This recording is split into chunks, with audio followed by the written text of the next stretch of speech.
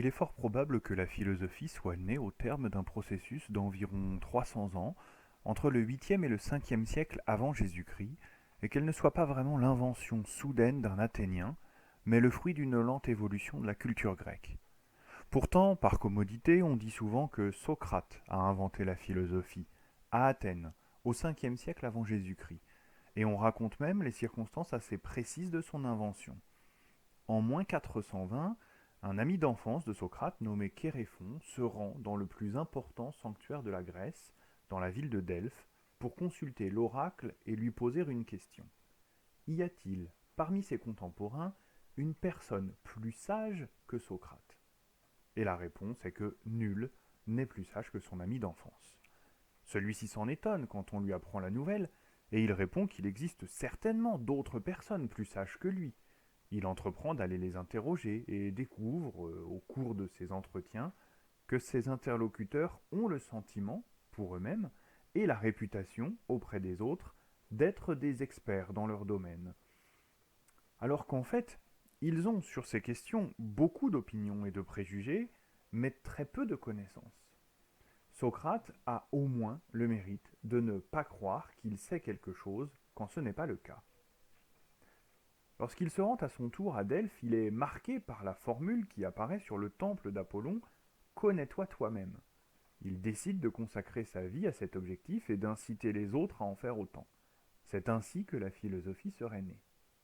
Dans ces circonstances, la connaissance de soi y occuperait une place de choix, et cela justifierait qu'on s'attarde un instant sur cette injonction à se connaître, dont plusieurs problèmes philosophiques découlent. Il faudrait tout d'abord déterminer quel est ce toi qu'il faut connaître. S'agit-il de soi dans ce qu'on a de plus intime et de plus singulier? Qui suis-je? Ou de soi comme un spécimen parmi d'autres d'une certaine espèce, d'une certaine culture? Que suis-je? Il faudrait ensuite savoir ce que l'on fait de cet impératif. Est-il nécessaire ou seulement préférable de se connaître soi-même? Ne vaut-il pas mieux s'abstenir? Entre l'abstention et l'introspection, le tout ou rien, il y a des nuances à explorer. On peut choisir de se connaître sans pour autant que cette connaissance soit exhaustive. On peut déterminer jusqu'où aller et ne pas aller. Ceci nous conduit à une quatrième question. Pourquoi ou pour quoi se connaître? Quel est le bénéfice qu'on compte en retirer? Et cinquièmement, comment le faire? Quels sont les moyens appropriés pour ce faire? En dispose-t-on ou non? Enfin, à partir de la question des moyens, se pose celle de la possibilité d'une telle connaissance. C'est cette dernière interrogation qui se pose à nous ici. Les autres relèvent de la même thématique, mais pas de la même problématique. Il n'est pas impossible que les autres questions interviennent malgré tout, mais elles seront ou devront être subordonnées à notre question principale. En d'autres termes, nous ne nous occuperons d'elles qu'à la condition qu'elles aident à résoudre celle-ci: peut-on se connaître soi-même? Et il faudra veiller dans la conclusion à revenir très explicitement à cette question pour indiquer quelle est la solution que, en fin de compte, nous retenons. Concentrons-nous par conséquent sur cette question et tentons de définir ce qui en fait un problème philosophique et non une simple question. Il s'agit d'une question fermée, ce qui veut dire qu'elle restreint d'elle-même les réponses possibles, oui ou non. Par souci de clarté, je distinguerai réponse et solution. La réponse est ce qui peut être dit en réaction à une question. Si on me demande quelle est la capitale de l'Italie, je peux répondre Madrid, Rome, Lisbonne ou Mexico. Ce sont des réponses possibles. En revanche, sur cette question précise, oui, 22 ou vers ne sont pas des réponses pertinentes. La solution est tout simplement la bonne réponse, puisqu'il est admis qu'il y a aussi de mauvaises réponses. Un problème philosophique a la particularité de mettre en concurrence plusieurs réponses vraisemblables, au point qu'elles se neutralisent les unes les autres et provoquent un embarras. Comment dire laquelle est la bonne? Une réflexion philosophique est une procédure au moyen de laquelle on examine les réponses vraisemblables pour se rendre capable de désigner celle qui a le plus de chances d'être la solution. On est ici, malgré la nouveauté de la philosophie pour vous, sur un terrain familier. Si vous y réfléchissez un instant, vous conviendrez que c'est également ce qui se produit en mathématiques.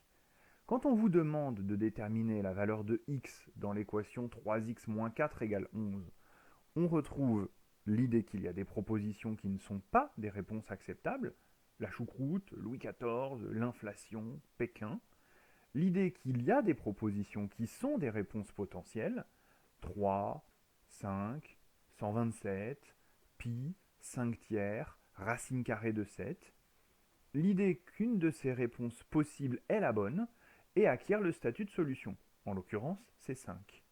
L'idée aussi qu'on vous enseigne à l'école la procédure la plus efficace pour départager les réponses possibles et identifier parmi elles la solution. Qu'en est-il du problème contenu dans la formulation « peut-on se connaître soi-même » ? Il est créé par la confrontation de deux idées dont on teste la compatibilité. D'une part la connaissance et d'autre part soi-même. Comment se comportent-elles, s'arrangent-elles quand on tente de les conjuguer ? Est-ce qu'elles se rejettent ou s'associent ? Et si oui, de quelle manière ? La connaissance, c'est l'activité par laquelle notre esprit collecte et sélectionne des données sur quelque chose pour se faire une représentation mentale fidèle à son objet. Ici, attention, le mot objet a le sens de ce dont on s'occupe, par différence avec le sujet qui est, lui, celui qui s'en occupe. Ainsi, quand je déclare que je connais Gudule, mais aussi sa maison et son chien, je suis le sujet de l'activité de connaissance, et Gudule, sa maison et son chien sont les objets sur lesquels porte cette connaissance, même si ce ne sont pas des objets au sens ordinaire du terme. Une connaissance peut donc être qualifiée d'objective quand elle est conforme à son objet. C'est la situation idéale, celle qu'on voudrait toujours atteindre. Une connaissance sera dite subjective quand elle sera le reflet des opinions du sujet qui l'a construit et pas seulement de la nature de l'objet à connaître. Par exemple, un individu misogyne se fera à propos des femmes qu'il rencontre une idée faussée par ses préjugés. Il mettra une part de lui-même et de ses opinions dans la représentation qu'il forgera à propos de telle femme, si bien qu'il ne sera plus tout à fait conforme à la réalité. En définissant ainsi la connaissance, on comprend que sa valeur dépend de la claire distinction entre le sujet et l'objet, entre celui ou celle qui connaît d'une part et ce qui est connu d'autre part. C'est une garantie d'objectivité. A l'inverse, quand le sujet est trop proche de son objet, quand il ne met pas de côté ses affects, on lui reproche son manque d'objectivité, sa partialité, sa subjectivité. On commence alors à comprendre quel problème pose la connaissance de soi. Elle porte sur un objet, soi-même, qui contrarie tout ce que nous venons de dire à propos des exigences de la connaissance. Soi-même est un pronom réfléchi. En tant que pronom, il désigne une personne, et l'adjectif réfléchi fait référence à la réflexion d'une image dans un miroir. Face à un miroir, on est à la fois celui qui regarde et celui qui est regardé. Par rapport à nos analyses du concept de connaissance, nous voyons émerger plusieurs constats. Premièrement, dans la connaissance de soi, la distinction entre le sujet et l'objet n'a plus lieu d'être, puisque dans cette situation, ils se confondent. Je suis à la fois celui qui connaît et ce qui doit être connu. Deuxièmement, puisqu'il s'agit de moi-même, je ne peux pas être parfaitement objectif.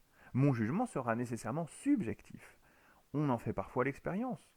Autour de nous, certaines personnes manquent cruellement de lucidité sur ce qu'elles sont. Nous-mêmes, nous ne sommes pas à l'abri d'un tel défaut. On peut donc facilement, dans ces conditions, s'éloigner du domaine de la connaissance et tomber dans l'illusion, comme le montre Pierre Corneille dans l'illusion comique, acte 2, scène 2. Le personnage de Matamor croit être courageux et redoutable, et ne se rend absolument pas compte qu'il est lâche et ridicule. Une première réponse à la question « peut-on se connaître soi-même » se profile très clairement. Non, ce n'est pas possible. Si c'était la seule raison envisageable, nous n'aurions pas d'autre choix que d'en conclure qu'il s'agit là de la solution, et tout serait définitivement réglé. Tel n'est pas le cas. Une autre réponse possible est vraisemblable, et c'est bien là le problème. Le fait même d'être à la fois le sujet et l'objet de la connaissance, dans la connaissance de soi, semble pouvoir être un atout. Qui serait mieux placé que moi-même pour me connaître ? Si la personne à laquelle renvoie ce pronom réfléchi est un ensemble d'actes et de discours, mais aussi de goûts, de valeurs, d'intentions, donc de pensées, il faut reconnaître que personne d'autre que le sujet lui-même n'a accès à toutes ces informations. qui sont pourtant indispensables à l'élaboration d'une connaissance digne de ce nom. Que peut prétendre connaître de moi quelqu'un qui ignore tout de ce qui se passe dans mon esprit? Puisque je suis le seul à y avoir accès, j'ai plus que n'importe qui la possibilité de me connaître. Illustrons ce point avec un autre extrait de théâtre. Dans Lorenzaccio, Alfred de Musset met en scène un homme qui dissimule ses projets. Il fait croire qu'il est au service du duc Alexandre de Médicis, qui tyrannise Florence, alors qu'il veut seulement l'approcher pour l'assassiner. Un homme, Philippe Strozzi, opposant politique du duc, a une idée de ce que Lorenzo compte faire, mais il est loin de comprendre tout à fait le jeune homme qui, en fin de compte, est le seul capable de connaître sa nature profonde. Voir l'acte 3, scène 3. Nul autre que Lorenzo ne peut se connaître, et c'est parce qu'il se connaît qu'il est à ce point amer. Résumons donc, pour clore cette introduction, le problème philosophique qui est formé par la concurrence des réponses vraisemblables à la question peut-on se connaître soi-même? C'est ce que nous pourrions mettre dans notre dissertation sur ce point. Dès l'origine de la philosophie, sous la tutelle de Socrate, reprenant l'inscription du temple de Delphes « Connais-toi toi-même », la connaissance de soi est apparue comme l'une des principales clés de la sagesse. Mais on ne saurait admettre sans examen cette injonction, sauf à trahir l'idéal philosophique qui l'inspire. Il convient donc de se demander si ce qui nous est prescrit dans cette formule est seulement possible. Nous serions tentés de dire que nous occupons la place la plus appropriée pour nous connaître, puisque nous avons accès nous-mêmes à tout ce qui nous concerne. Si quelqu'un a les moyens de nous connaître, c'est bien nous et personne d'autre. Pourtant, dans la mesure où il s'agit précisément de nous-mêmes, nous risquons fort de ne pas satisfaire les exigences de rigueur et d'objectivité qui encadrent toute connaissance valable. Dans ces conditions, nous sommes conduits à nous poser la question: peut-on se connaître soi-même? En d'autres termes, peut-on raisonnablement penser que la connaissance de soi, qui est par nature très subjective, peut s'avérer suffisamment objective pour être recevable?